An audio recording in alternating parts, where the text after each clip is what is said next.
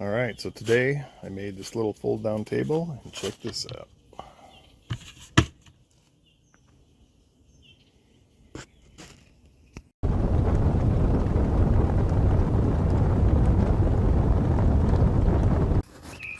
So here I have my MDF board cut to size. It's a little bit small, but I need one that's going to fit on my laser. I wanted to do a nice graphic.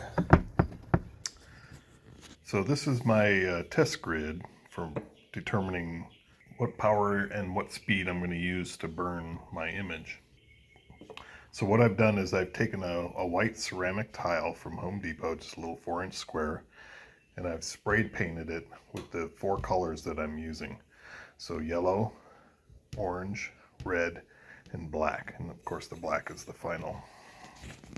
And then I set up a grid, a test grid, so that it changes the power at each speed level. So right now this is speed 10 millimeter per second, and then the power from 20 all the way up to 100. And then it goes all the way down to 180.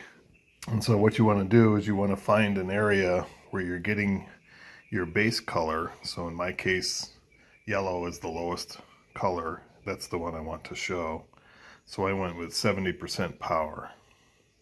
Right here, 70%. And then the speed, 180. Because I get a really good red at 180 at the 20% power. So to me, that's like the best overall case. You could do either 60 as your max or 70, but I chose 70. I did use 60 for the letters, so you'll see the lettering where it says Red Giant Van underneath the image. That's how you determine how much power you need to use without doing trial and error on your image. The substrate that you're painting over doesn't really matter because all you're doing is burning through paint layers. So I'm going to duplicate that on this board, this MDF board. I'm going to spray paint it yellow, let it dry, come back, spray paint orange, let it dry, red, and then black for the final coat. And then once I'm done, I'm going to spray the other side just all black. So I'll be using it as a table. You won't be using the graphic side, you'll just be using the standard side. To determine the colors, what order to spray them, you're going to go from your lightest color, or your lightest color is going to be your first color all the way up until your darkest color. So when you make the image, you're going to get a reverse, and it's going to burn the black the deepest. So for that, I'm using yellow. So yellow, then orange, and then red, and then black. That's the final top coat that won't be touched by the laser. So basically what's going on here, I made this little drawing. This represents the head of the laser, and then the number represents the power.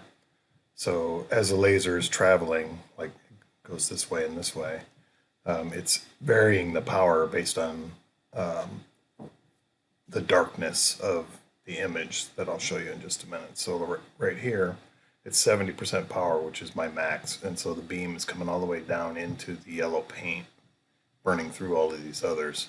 And then it may drop down to 10 if there's an area where it needs to be black, or it may drop to 0. And so that'll just burn into the black. And then again, 50, not maximum, but not minimum. And so that may burn into the orange. And then 20 may burn into the red. So that's how it's making the different colors as it goes. And then it's doing the dots based on the image. So I'm going to set the can to number 4. This is a new can that Rust-Oleum has. It's a 5-in-1 spray nozzles. So they have all these different spray nozzles, and you just rotate it to whatever you want. And then the first one is a high output, standard, low output, vertical fan, and then a horizontal fan for number 5. So I'm going to use the vertical fan.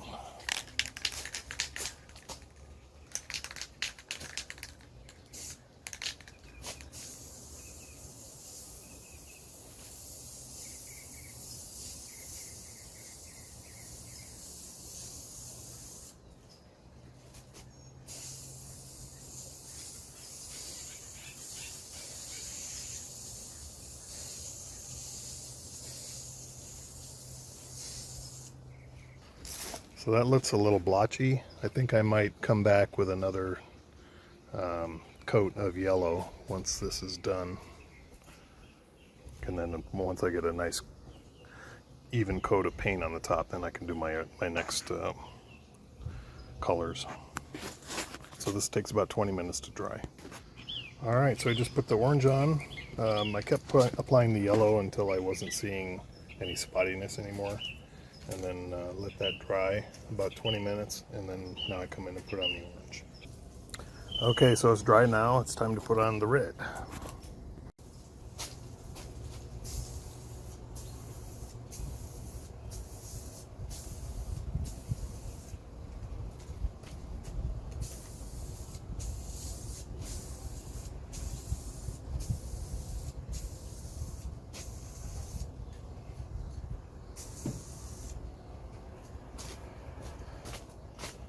Mimic how thick you did it on your test tile.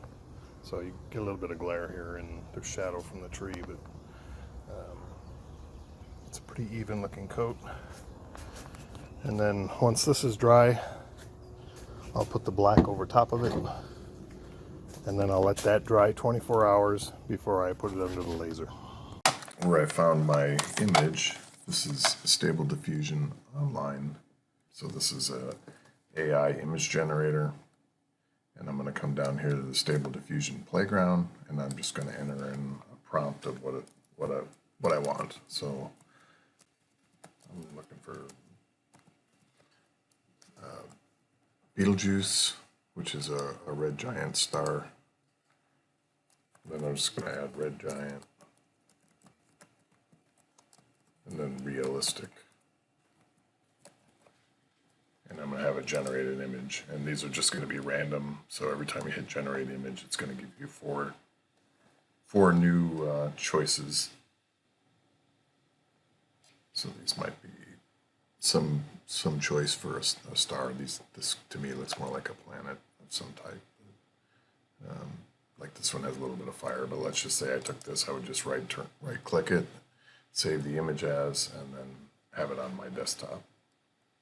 And then my next step will be to open up GIMP. So this is the new image manipulator program, GIMP.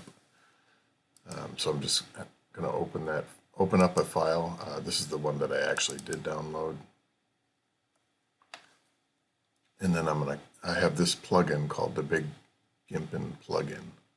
You have to pay for that, and it installs inside GIMP.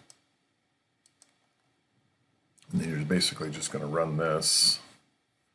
So I have it set for tile, 400 dpi, and then the image size is going to be whatever your canvas is.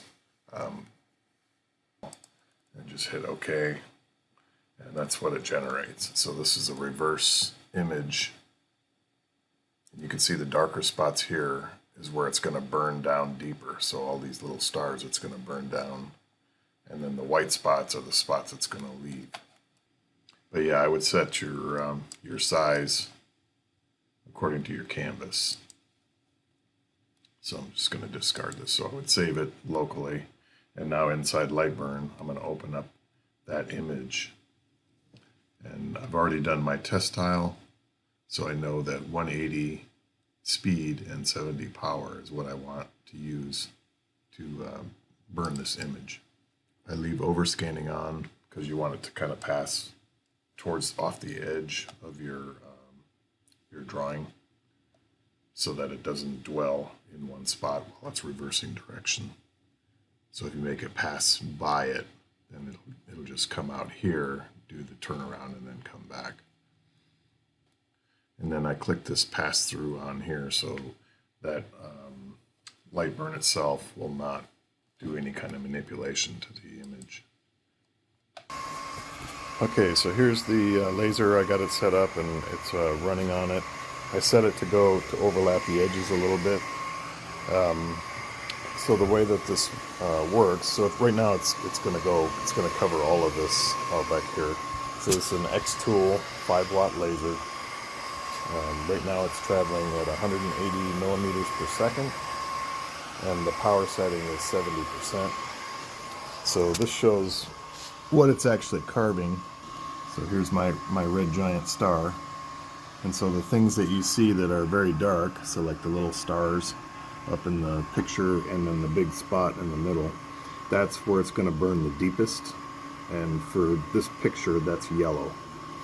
So this area up in here, this is probably going to be like a darker red, and then it'll get redder and orangish yellow for all of these little lines here.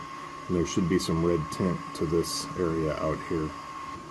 And then when you look at the picture, whatever is the darkest, that's what the layer that has to go on first. So in my case, that was yellow, so that would have to go on first. And then it goes up towards the darkest color. So yellow, orange, red, and then black for the final covering. So here you can see I'm already getting some of the stars and some of the red color of the vapor from the star. And then over here it's darker as you get away from the star. One thing to note about this, it's very noxious. So you want to be in an area that's well ventilated. So I'm in my garage. I'll open up that door over there too to get some good airflow through. And I also have a fan up top that I can ventilate. And then when I'm done with this, I'm going to coat it with something to give it a nice strong covering so that when it won't scratch. Okay, you can see it's about halfway done. It's turning out really good, and this is actually before cleaning it off, so a lot of this black paint gets vaporized and it falls back down onto the picture, and so it should be pretty vibrant when it's done. The only critique I would say of this image is, since it's a star, you're not going to have dark spots like that, because it's not going to cast a shadow over what it's emitting, but it looks cool. That's why I picked it.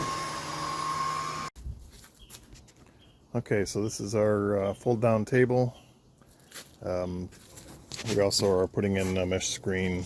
I may have a video on that later. It's not that complicated, but it's a Magzo from Amazon. But we were having it going all the way down to the floor down here, but I think what we're going to do is just have it come across here and magnetically attach to this part here. That way I don't have to move everything out of the way when I want to use this table.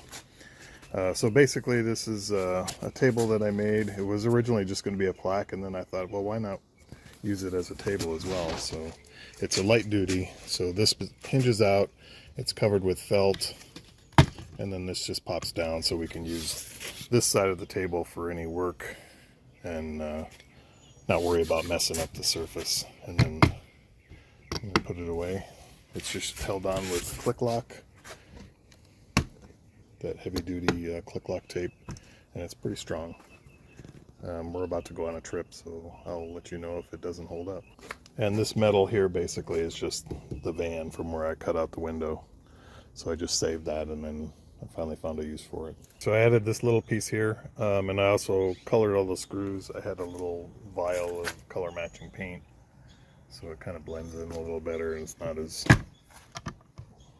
as obvious. I mean, you can see it when you get up close to it, but when you're standing back here, looks pretty good. Our screen will attach to this up here, to the metal.